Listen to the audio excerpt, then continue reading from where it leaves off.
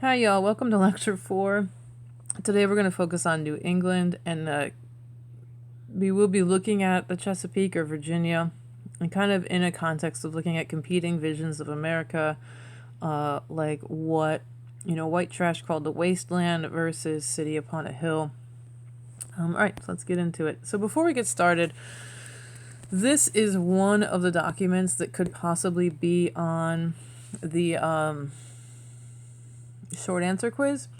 And so the question is going to be, what is his point of view, and what caused it, and what is a result of it. So in White Trash, she really looks at this idea of Richard Hakluyt. She looks at the social implications, his idea of class, his idea that we should be taking poor people and then like dumping them into America so that they are productive and making productive use of the land. And that is one part of Richard Hakluyt. But the other part is his idea of what we're going to call mercantilism, right? His other idea is that no foreign commodity should come into England, right? This is this idea of like trade, right? We are not going to trade with other countries. We are going to create a system where we make out all of our own goods. This idea of free trade is bad is called mercantilism. And what he's basically saying is that we are not going to trade with other countries. We're going to create a system where the colonies give us what we need and we manufacture it, and we are going to enrich the realm. This is essentially what mercantilism is. So, Richard Hakluyt, you could say, as if we were to do a verb, he's promoting mercantilism, he's promoting colonization, he's promoting all of these ideas in order to, get people to go out into America. And so in mercantilism, right, if we are England, we don't want to trade with Spain. We want to have raw materials coming from, America, where we will manufacture them, we will sell them back. We're going to get our labor from Africa. And this is essentially set out from Richard Hakluyt. And so this idea that the colonies exist to benefit the mother country, we are going to have a place to make people productive. We're going to send raw materials to the mother country, and then we're going to manufacture them and sell them back. And the kind of worldview of mercantilism is that a trade is a zero-sum game. If, Spain is trading with me and I'm giving them money, they are winning, which means I am losing. Now, I will say this. Most people today believe that free trade is it raises all ships, that everyone can benefit from free trade, that I benefit from, like today, cheap goods from China because I can buy my, underwear for cheaper from China. That means I can spend more money on what I want, which is, computer programming. So, the idea today that most people believe is that free trade is good for everybody. Now, some people call Donald Trump a mercantilist because he believes if I pay $1 to China, China is winning. This is kind of very much in that mercantilist mindset, that it is a zero-sum game. We do not want to give a dime to another country. We want to make all of our good ourselves. And the way you do that is through tariffs or taxes on foreign goods. And this is really creating a competitive worldview and the need for more colonies. If I never want to pay Spain a dime, I have to basically occupy that colony if I need the resources that are there. So this is creating competition. This is also creating great wealth for England. Now, when we actually look at what is, the United States, I do want to go over one basic thing. Today we are going to talk about New England, and this is big. New England is not all of the English colonies. All right. Where do we land first in 1609? Is Jamestown, right? This is along the river. This is what we call the Chesapeake Bay, right? So Virginia, Maryland, this is also the South, right? This is the South. New England is up here, right? New England is what we're going to talk about today. This is in the 1630s. This is where the Puritans go. And the big one is going to be Massachusetts. This is the dead center of New England, and this is the dead center of what's the Chesapeake. There are two different regions. Sometimes in early colonial primary sources, they do call New England America, but In historic terms, New England is the Northeast, right? Think Boston, think Massachusetts. The Chesapeake, and the South is Virginia. All right, so that is a really important thing. So when we take a look at the Chesapeake, again, hot, swampy, malaria, bloody flux, fertile soil where we're going to grow tobacco, which also leads to indentured servitude and slavery. They're going to settle along rivers. They're spread out. We're going to be looking at that even more. In New England, right, what we are focusing on today is people. This is where people land before, and this is where people land that we're talking about today. New England is rocky soil, what people call God and cod. They are not going to be growing tobacco. They are not going to be having plantations. They are going to be fishing, manufacturing, having like just kind of self-sustaining farms. That is it. So a lot of times when we take a look at New England, we talk about the Pilgrims and Thanksgiving, and what they are going to form is the Plymouth colony.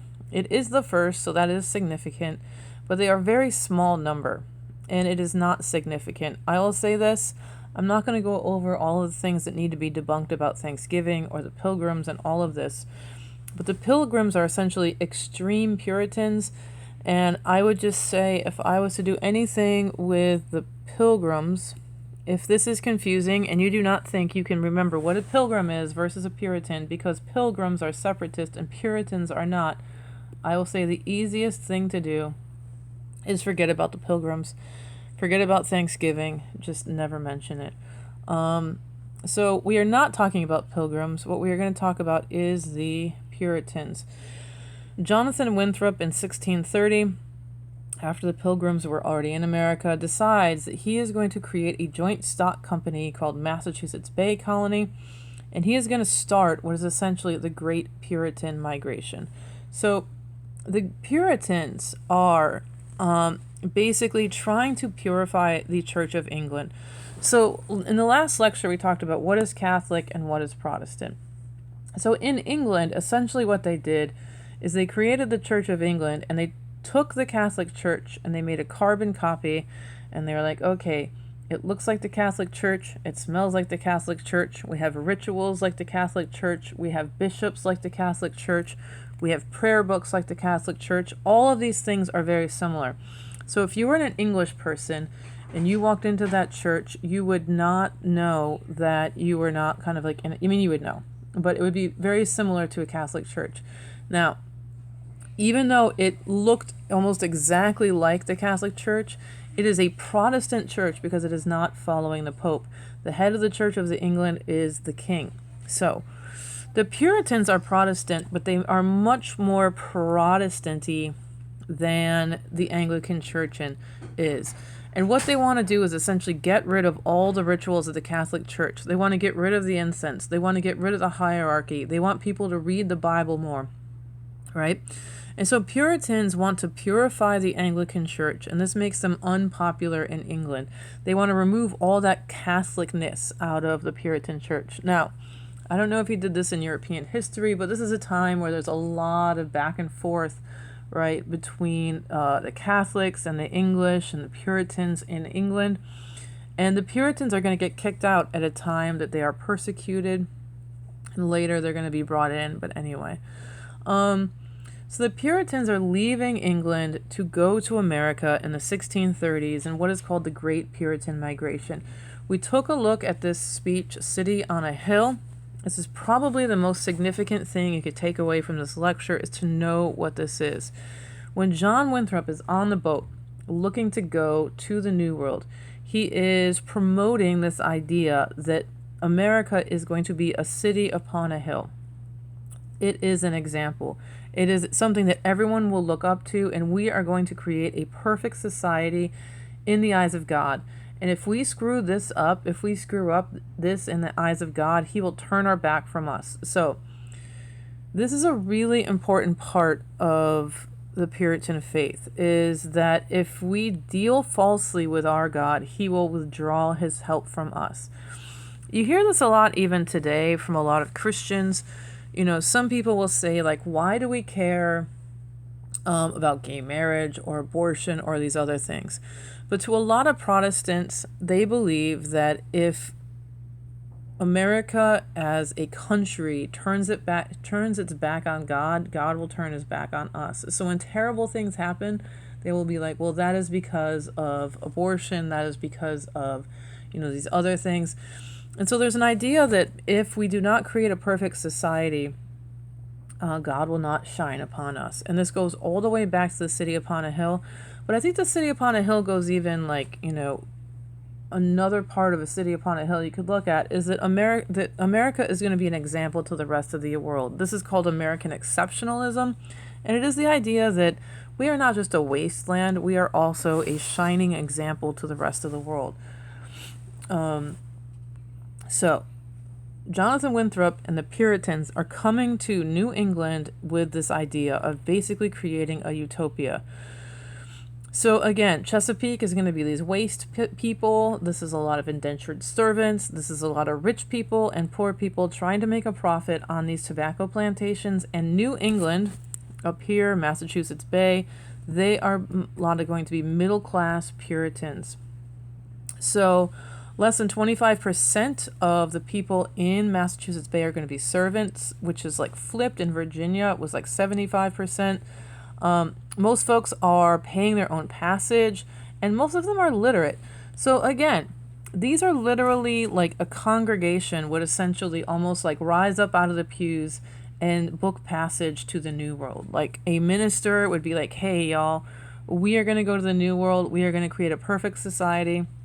We are going to live our perfect Puritan lives, and we are just going to show everyone else how to be. And so they leave England. They do not cut ties with the Church of England. They are not separatists. They still believe they are part of the Church of England, but they are going to live their lives and show how amazing this is. So it's a lot more middle class folks. People are literate because they want to read the Bible, and they get on a boat and they come to Massachusetts Bay Colony. There are also families, right? Whereas if you look at Virginia, there's a lot of young men. In the Great Puritan Migration, this is families. So, this is the thing. And there is a lot of people in Massachusetts Bay. It is much more tightly compacted. So two of the documents, one is like John Smith versus kind of like Jonathan Winthrop. And what you can think about is that they have different purposes. They are both trying to kind of like promote their ideas. But John Smith is like, hey, we can benefit the country. We can benefit each other. It's not great, but we can still do it. And Jonathan Winthrop is like, we are going to create a Puritan society. All right, let's get into this idea of predestination and the Puritan church. So what is really weird about Puritans is they believe in this idea of predestination. There is essentially nothing you can do to save yourself. You are either chosen to be saved or you are not. And they call the people who are saved the elect. So what is weird about this concept, I think, to most folks is that, if you can do nothing in your life to change your destiny, if it is all laid out, if it is all a part of a plan, why would you be so Puritan-y? If I can't do anything to save myself, why don't I just run around and do all the things, right? But the thing about predestination and the Puritans is they believe that you could tell, you could look for indicators as to who is the elect and who is not. So if I was rich, not super rich, not gross rich, but pretty well off, right?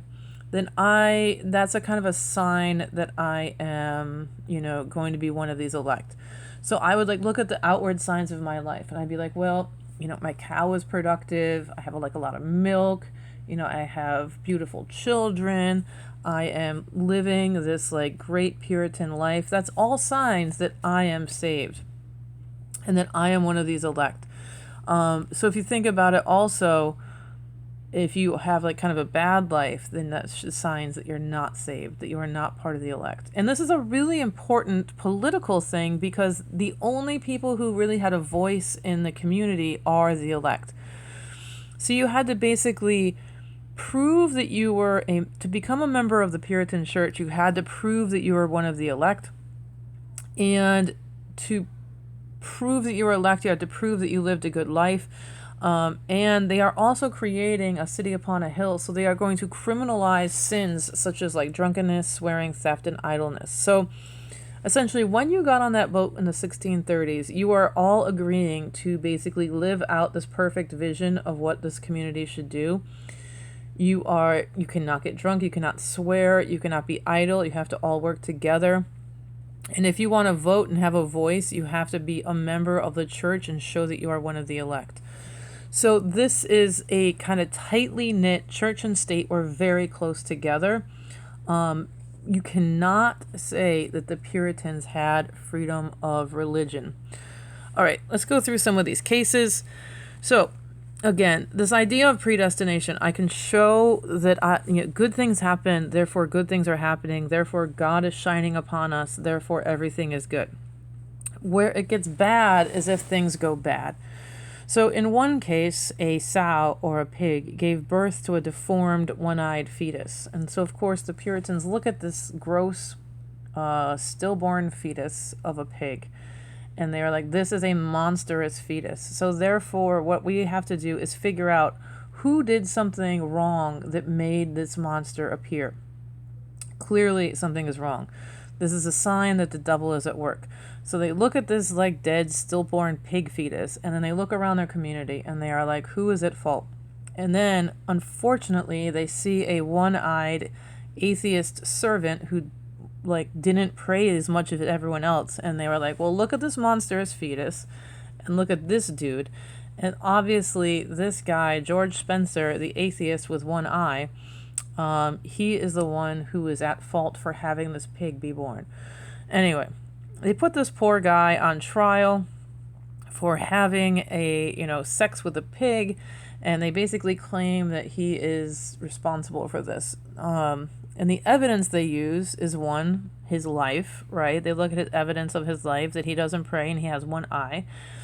But that's not enough to convict him. So what they do is they bring in the pig, and they say that the sow looked lustfully at Spencer in the trial, and then therefore they kill George Spencer and the pig. And so this is kind of how they deal with things. When something is bad, something is bad. God is looking against us. That's just one example. The most famous example is the Salem witch trials, which we'll take it later. But when you signed on to go into Salem, you had to, basically in 1636, even before the Salem witch trials, you had to say, like, we will do nothing to offend the church. We are binding ourselves to all truth. We promise to carry ourselves in all lawful obedience to God. This is called a covenant, right? We are going to shun idleness. We are promising ourselves, right? We are serving the Lord. And this is in 1636, so kind of the height of the Puritan migration. Now, you can even see the Puritan sort of ideals in the way their towns are laid out. So like at the center of everything is going to be the church. They have a lot of common land, right? The one thing about New England, they are in this together, right? Yes, they're giving up a lot of their freedoms, but they are in this together. They're all in this like tight-knit community. They're working the land. A lot of these are privately owned, right? They have common cow pastures. Some of these are all privately owned land. You do have a common, which we kind of talked about before. You have a school, because literacy is very important here. Some of the first thing they're going to do is, like, when they get off the boats, is build schools, build university, build Harvard, because they need to have people be literate so they could read the Bible. So they create these tight-knit communities that are focused on literature, or focused on literacy, focused on the church, focused on creating this idyllic society. There's much less income inequality than in other places. But let's look at things that if you disagreed with them, this is where you run into problems. So Rhode Island is actually made by Roger Williams. This is Massachusetts Bay here, right? This is where the Puritans go. Now Plymouth, I told you to forget about them, but Plymouth is the one that was settled by the Pilgrims. Eventually Plymouth is going to become part of Massachusetts Bay. So that's all going to become a thing. So There are other New England colonies, Connecticut and Rhode Island. We're just going to look at Rhode Island today. Connecticut is also very similar to Rhode Island, where other states of New England just basically are created because they can't hack it in Massachusetts Bay. So in Rhode Island, Roger Williams questioned the Puritans' theft of Native American land. He wanted a separation of church and state. He is afraid that that government is going to dirty up the church, and he wants them to be separated. Yeah, he basically wants to create a more religiously tolerant society, and so he's kicked out of Massachusetts Bay, and he forms his own colony. The one that is in the book, and that is one of the documents, is Anne Hutchinson. And you can think of Anne Hutchinson as kind of the form of resistance in Massachusetts Bay. We don't have, she's not Bacon, she's not burning down Connecticut, but she is challenging the authorities by preaching directly to people. And what her kind of thing is that she believed that you could know yourself. You could directly speak with God, which is a threat to ministers. This is known as antinomianism. And so the Puritans are going to try and convict her of holding false beliefs. The trial is actually really interesting to look at because of, Anne Hutchinson really knows her stuff, and she really challenges people on the trial. But what she's essentially going to do is go to Rhode Island. Unfortunately, she then moves later to New Netherlands, and she is killed by some Native Americans, the Algonquins. And when Governor Winthrop hears about this, he's like, this is the judgment of God against her. So again, everything to the Puritans is like God's grace, in God's signs. We were right all along. She was, wrong. And obviously we were proved right because she was killed. So therefore, she was a heretic. So let's get to the Salem trials. A lot of people like to talk about this, but like in 1692, and this is again later. So, this is not the original people who came on the boat. It's also a sign that things are starting to change. When in 1692, a girl fell sick and she went into fits and convulsions. Outburst of gibberish and babbling. And essentially other girls start to manifest these symptoms, and the doctors take a look at it, and obviously they are like, we know what this is, witchcraft. People start to blame everybody about this witchcraft. If we go to, here, this is actually a map, and so there's kind of this is a good example of historiography. If you take, I can't do that, but if you take a look at this map, some people took a look at the map and they were like, hey, all of the accusers are from one area and all of the accused are from another. And some people who looked at the Salem witch trial actually said that, this is like a geographic or social class dynamic, that the more rural folks were claiming the more urban folks were the ones who were witches. It could be either economic competition or kind of cultural, where there was like distrust of this changing society. Some people, if you were like a environmental historian, some people claim that the witch trials were based because of what's called ergot poisoning. It's like a fungus that's in like bread or like beer or something, and that maybe people basically were like, it's like a group hallucinogenic. If their wheat got poisoned by this fungus, that is one idea.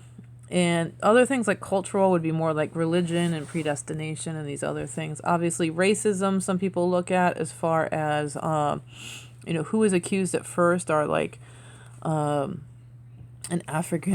enslaved African. But anyway, one example of, kind of like predestination, looking for these signs, all this stuff. Giles Corey is probably the best example.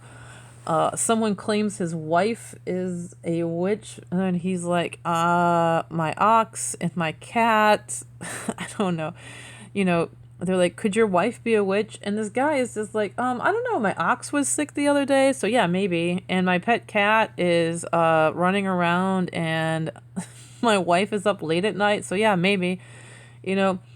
And then he believes he got swept up in it. Later, he tries to recant, but then he gets accused of being a witch, and he gets pressed to death. And famously, he says more weight as he gets pressed to death because he refuses to admit he was a witch. All right. So this is in 1692. We're going to kind of leave it at this, but, and later we're going to be looking at kind of what happens in the later part of the colonial period. This is like the early colonial. But New England is going to change a lot. As we move into the 1700s, they are much less focused on Puritanism and much more focused on mercantilism. And this could be kind of like the Puritans' last gasp, as society starts to change. But again, City Upon a Hill to review, for some, or the purpose is sort of create a utopia. And in a way, it is a utopia, especially if you compare New England to the Chesapeake.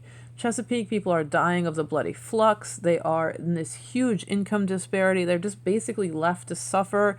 And in New England, they have very healthy lives. They are living in tight-knit communities. They have grandparents. They have literacy. They are, and what's weird is we tend to think of cold winters as being like making you sick. But in reality, the cold winters kill a lot of the bacteria and things that would kill you, or I'm sorry, viruses that would kill you. So like winter actually is pretty healthy for killing those things. You don't get these like tropical diseases in a place with a harsh winter. Tropical diseases like the tropical places because they never get killed in the winter.